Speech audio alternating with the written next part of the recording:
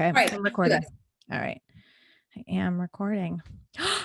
Christy Dole, welcome. You are my very first guest on the Socially Responsible podcast, and it felt like you were the perfect person to Aw. be my first because not only have I known you for the past 5 years as someone who absolutely embodies living from the inside out, but Hmm. also because I know I can safely dust off my old journalism skills and my interviewer skills with you and feel really comfortable.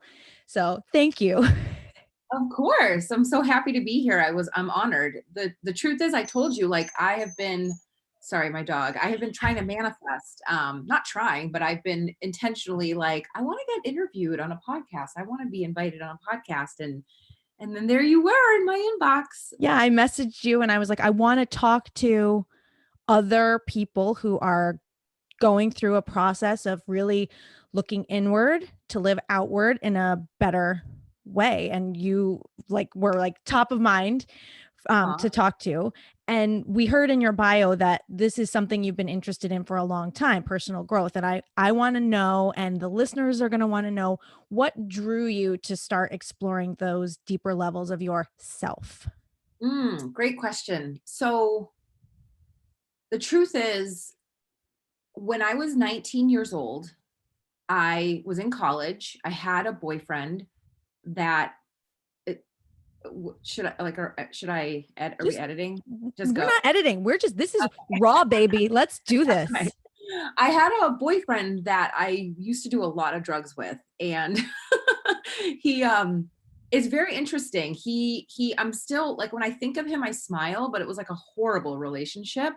But he actually had invited me to this personal growth seminar, and I was just personal growth. I was 19 and I was just kind of like, what is this? And like, what are you trying to get me into? And he was just like, no, like, I really think this will be great. And at that point in my life, I was again like a sophomore in college. But when I was 16, I had moved from Massachusetts to Arizona. So I was kind of crawling out of this sadness and depression that I had been experiencing for like the last couple of years, but I didn't really know it. I didn't know I was in that, you know what I mean? And so he invited me there, and it was called PSI, People Synergistically Involved, that you can actually go there. They still have seminars now. And it was like this 3-day seminar, and it was the first time I had ever heard that that what you think and what you feel doesn't have to be that way, that you actually have a choice in how you think and perceive things. And you like, for me, I was massively, I think the thing that I was missing at that point was just connection. Like, even though I had a boyfriend and I was in college and I was doing the whole thing, I just didn't feel like I belonged anywhere because I had moved. And that was like a whole thing with my root chakra. I was like a whole thing. And I just, for like, I felt so empowered that weekend. And it was my first taste of like, I can actually create my own reality. And I just, that was my first intro to it. And of course I'm 19. So I went back to my normal life and did my normal things and partied and all those sorts of things. But it was always sort of in the back of my head. And I never felt like a victim anymore. I just realized. So that was my intro to personal growth. I find it so interesting the way that you remember getting started as being that light bulb moment where you're like, oh, I can see the thought and I don't have to be the thought, because that is how I started to realize that I could make changes for myself too, was through therapy. When Mm, my therapist was like, catch the thought, like see it happening and catch it. And I'm like, oh, I can be separate from it. And so I yeah. think it's interesting that you had, obviously different circumstances, but that's what you recall. And same as you, I kind of put it on the shelf. I'm like, oh, I know this. It's there, but it's like until Yeah. you start doing things to like live the process, Yeah. the awareness is there, but that's only a piece of the pie. So like, how did you take your awareness and eventually start kicking it into action? That's a really good question. All right. So I went to that thing when I was 19. I think that had a very lasting effect on me as I sort of walked through my early 20s. And then definitely not going to sit here and lie to you and say I was doing personal growth in my early 20s, because I wasn't, or even my mid 20s. But I remember when I moved from okay, so then I was 25 and I was working. I owned a condo, like I was doing the whole thing you're supposed to do. And I met Greg. I met my now husband. And we did long distance. And then when I moved from Arizona back to Massachusetts, we drove, and I had bought the book The Secret. Remember that book? Oh yeah. Yeah. And here's the thing about me is anytime I hear something about any of this stuff, it's never like, oh wow, I never knew that. It's almost like a return to home. It's Mm. almost like I've known this in my bones, and now here's this book telling me that this thing exists. So I think The Secret became really popular in like 2014, 2015. And when I moved, actually, when did it become popular? I can't remember, but I It moved was like I would say, at least when I read it, it was more like mid late 2000, like yes, to yes. 2008 or something like that. I'm, I don't know. I'm mixing up my We're timeline, just but old and we can't I know. figure out our What timelines. year was it? Was it before 2000 or after? Just No, call it before COVID. That's before. just Oh my God. Um, it was actually 2006 when I met Greg. So 2007, your timeline is right. okay. 2007 and I picked up this book and I just started reading it about the law of attraction and how your thoughts create your reality. And it was like this returning to home for me of information. And for me, it was like, oh my God, I'm about to start this whole new life. I get to create what I want. So I kind of got back into personal growth um, then. But when did I actually really start applying it is your question. And unfortunately, I'm going to tell the truth and say it wasn't really until my mid 30s, to be honest. I don't think there's anything to be ashamed of about that because so many of us we have knowledge Yeah. and and you said something that I think so many of us will connect with, which is you said you were doing what you're supposed to do. Yeah. And that isn't that a narrative we all carry around with us? And it's different. Whatever the supposed to is different for everybody. But it's like, Mhm. oh, wait a minute. No, I can choose my path. Yeah. I don't have to do the supposed to way of things. And that's one of the things I love about you is I see you carving your own path and Mm. and and and you bring other people with you and I will include myself in that because you really inspire me and you make me Mm. feel I'm like getting emotional like you make me feel like I can do things because I see you do it and I'm like oh I don't have to do it this way because that's what society says or my parents say or what I think someone is going to tell me I need to do. And so Yeah. how do you do that and stay true to yourself and kind of tune out the supposed tos? Oh man, I let go of the supposed to's 10 years ago. I did when I was 29. And I'm going to answer your question, but this is also kind of answering your last question. The truth is, I embody personal growth when things are not going great for me. Isn't that like the human experience? It's like when things are going great, you're just like, oh, I'm doing everything the right way. And then when things are not going great and you're in for me, like some people reach for religion, I reach for personal growth. I go real deep and in. Um, what was your last question? And because you see the opportunity because there's a lesson in everything. I carved my path. Yeah. Yeah. Yeah. Well, so 10 years ago when I was 29, I just had this moment where and now that I can look back on it, I can see that my spirit was so disconnected from me. My spirit was so disconnected from like my human body because I wasn't doing what I'm meant to do. I was doing what I was supposed to do. And I was working in corporate America and I was, had this moment. I really just think it was that moment that I just said, I really had a moment where I was like, I can't do this. How do people do this? I cannot imagine myself being this type of a human working and sitting in traffic and having a boss and having 2 weeks of paid vacation until I'm 65. It was just like this massive. And I remember I called Greg and I was like, I want to be a travel agent. And he was like, Which there's you are not. which I am not. I am not a travel agent. He reminded me that the internet exists and therefore travel agents are kind of not a thing anymore. But yeah, I would say my from 29 until honestly this point, it's just been trial and error for me. And so I have an innate belief that we are not meant to be here and live the rat race. I just believe with my whole heart that every single human has a purpose, has a dharma, and that you will be supported if you choose to pursue that path. It's just a core belief that I have. I'm with you. Totally. Yeah. Totally, totally, totally. What is something that you're really proud of yourself for accomplishing with your personal growth mindset? Hmm. Well, I am a former recovering bitch. And Do tell. oh my God, when we met, I told you this.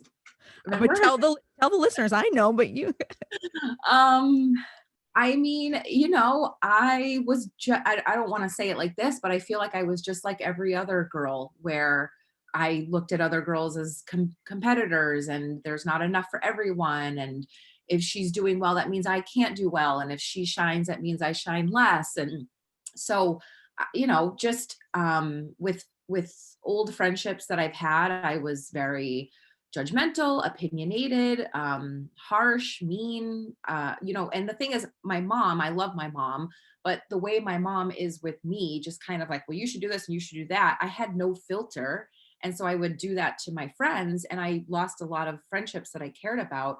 So it was almost like I had to change because it just became, like it's kind of just like, who's the common denominator here? And at some point you're like, oh, it's me. I'm the one that needs to shift and change. So I am just like that. I can see one of like my gifts is that I can really see all perspectives. And sometimes that's to a fault. Sometimes I'll see someone's perspective so much I forget about my own. And so that's a practice that I have to remember is like, well, I matter too. My feelings count too, and not everybody else's. But yeah, is there something that like, is there one thing you can point to, and if so, what is it, that helped you make that shift from being a former covering bitch? Like, yeah, is there yeah, advice that you have for someone else who maybe behaves that yeah. way? Um, well, I mean, you just sort of have to have awareness. Like you just if you have multiple friends leave your life, it might be worth looking within. So my moment was, yeah, my very best friend growing up basically dropped me. And like I've never had my heart broken by a man before, but I have by her. And it was, I mean, it threw me, it threw me into like a depression and I was like in therapy about it and I just didn't understand. And so yeah, that was my moment of like, whoa, there's some things that I can improve on here and become better at. And the thing is like I did the work and I actually really like who I am now because in learning how to not be judgmental and not be opinionated and not be that friend that's like, well, always like pointing and judging. In that, I actually learned how to love myself. And so it wasn't just about like how to be a better friend to people. It was really about how to be better to myself and how to love myself. And that was like the biggest gift. And my friendships now, like I love, and I think they love me back. Like, so it had to happen. And it was a good thing that it happened. And it's proof that you get back what you're putting out, right? So if you're putting out, effort into yourself, that will Mhm. translate to the people around you. It's a ripple effect. Yeah. And vice versa. Like if you're not being good to yourself, what's going to happen? You're going to have people in your life who aren't being good to you. And you may still have people who aren't good to you, but at least you can look within and be like, okay, I feel whole. Mhm. And I don't need to put up with this. I don't need Yeah. to put up with this, or I'm not going to absorb it. Yep. Or like this friendship doesn't define. I think that was the big thing for me is my friendships really defined who I was in my teens and 20s. Like if you ask my husband when I met him, I was like, "Oh, my best friends I've known since I was like 10." Like that was a real like a badge of honor for me. And so when those friendships left, I was like, who am I? And that was like, holy, I didn't even realize I was doing that. I didn't even realize that I was pouring my identity into other people. And so that's why I'm happy it happened, because I'm so like, I feel really whole and really filled up with myself. And so like all my friends are just extra. It's like cherry on Y- the sundae. Yes. Okay, so here's kind of a deep one. Ooh, you know Who me. who are you? Who am I? Oh my God. Like, not the labels, titles, roles, Christy Dole, but Yeah. like, do you know who you are? And to be fair, I'm not sure I could answer this question for myself. So if you're like, I don't know how to answer that, I that's fine. I just wonder if you know, because I'm definitely still working that out. Yeah. So for a long time, the really brainy answer I would have given you is I am like a soul and I'm having a human experience and all of that, which is true. Yes. But I've actually been learning lately. So the truth is, for the longest time, I really thought that we all were born with like a total clean slate. But that's actually, I'm learning now that that's actually not true. There's this thing called um, in your DNA. That's a real thing, and there's epigenetic consciousness. So we are actually born with a consciousness that our ancestors experienced through their environment and their behavior. So now, when you ask this question, there actually is a little bit of color to it. Who am I? So at my core, I am extremely enthusiastic. That is just, I am like I'm like a firework.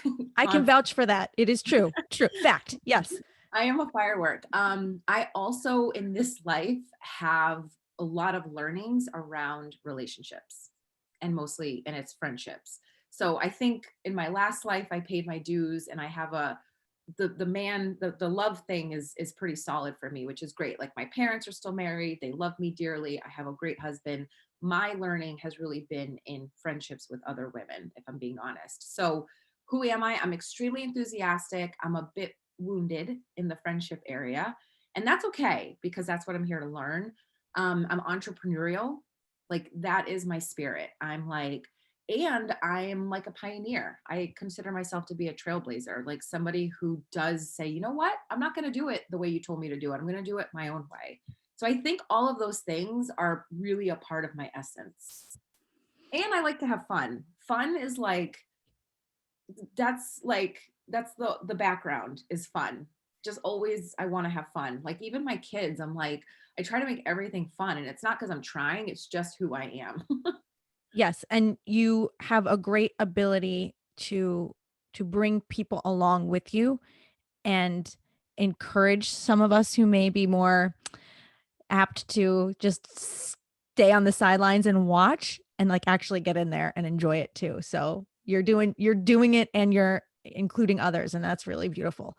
Thank you. Okay, last thing before we wrap this up is, what advice would you give for another true self seeker out there? Are they at the beginning, middle? Where are they in their It journey? can be any advice for anywhere, just some a little nugget of wisdom that you would impart. Okay, so this is for somebody who is like curious, interested, feeling called, but hasn't actually done anything yet. Maybe you've just been listening to this podcast. So this is the advice for that person. My best advice is to just take the first step. Don't look at your life and think, how am I going to change all of this? That's really overwhelming, and you're setting yourself up to fail. You're setting yourself up to get overwhelmed and quit. Instead, just ask yourself, what is the thing that you like? What is one thing that you can do today? I mean, this isn't groundbreaking advice, but what is the one thing that you can do today? And remember that your life will change not in 180 degrees at once, it will change 1 degree at a time, a 1 degree shift. If you do something today that's different, if whether it's a habit, whether it's meditating or breathing or exercising, or it's your kids do something that upsets you, and instead of doing the thing you normally did, you take a minute, you pause, you breathe, and you choose a different way to be, whether it's this big thing that you do or this small little action that nobody else can tell but you did, it matters. It matters. And it's that 1 degree shift. And so once you take a 1 degree shift, a 1 degree shift, a 1 degree shift, over time, you're going to look back and be like, wow, I've changed. This is cool. And so that's my best advice, is to not look at the entire picture and be like, how's this going to happen? But just to be like, what do I need to do today? And what's one little shift I can make today? Yeah, I mean, it's cliche, but baby steps, right? One step at a time. One Yeah. one day at a time, one thing at a time. Be consistent, practice.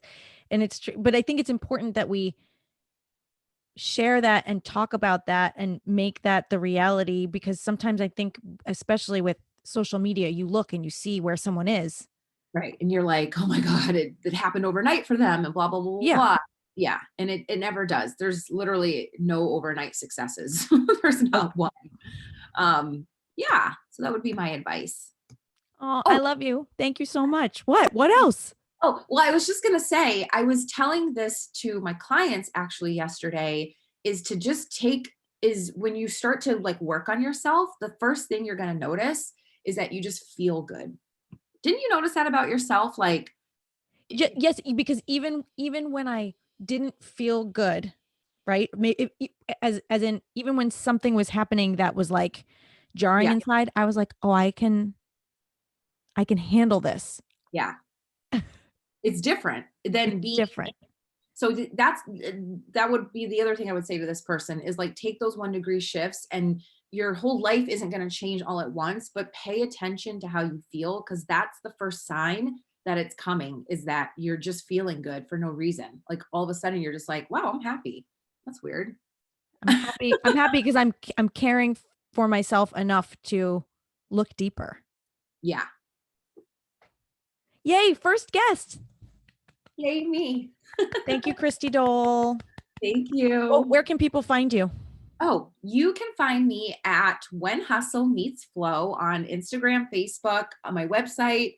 I have a podcast. It's called When Hustle Meets Flow. So just type those things out in the interwebs, and the little spider webs will find you what you're looking for. And I'll tag you when I post on Instagram about this episode. Thank Thank you.